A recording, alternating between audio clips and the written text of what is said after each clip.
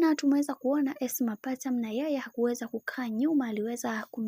kumsifu dada yetu kipenzi ambaye ni Wema Sepetu na kumpongeza sana. Hata na mama Dangote pia ameweza kumpongeza Wema Sepetu kwa kitu ambacho kilichoweza kutokea, na amemsihi sana aweze kumlea mtoto wake kwenye maadili yaliyo mema na kila kitu kiweze kwenda kuwa sawa. Tuliweza kuona mama Dangote yeye aliweza kuzungumza akisema kwamba kiukweli na mambo mengi ya kuweza kuzungumza, lakini leo hii nataka kusema kwamba binafsi naamini katika kila hatua ya maisha ambayo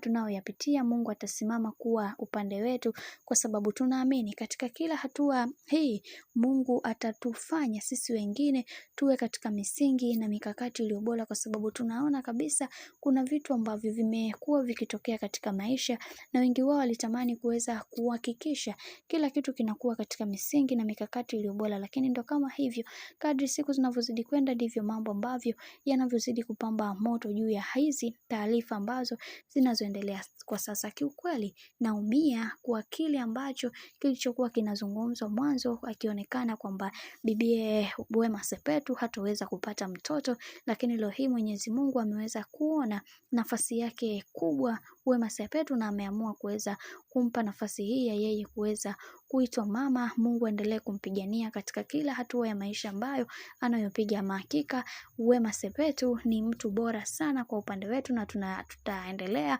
kumwombea kwa sababu ni mtu mwenye thamani kubwa, na katika hili Mungu atamsimamia kwa sababu tumeweza kuigundua thamani yake kwake ni kubwa sana, na tunaamini katika kila hatua ya maisha ambayo tutakayopiga Mwenyezi Mungu atasimama na binti huyu, kwa sababu ni binti ambaye hana kiburi jeuri, anatambua heshima yake kwa namna moja ama nyingine.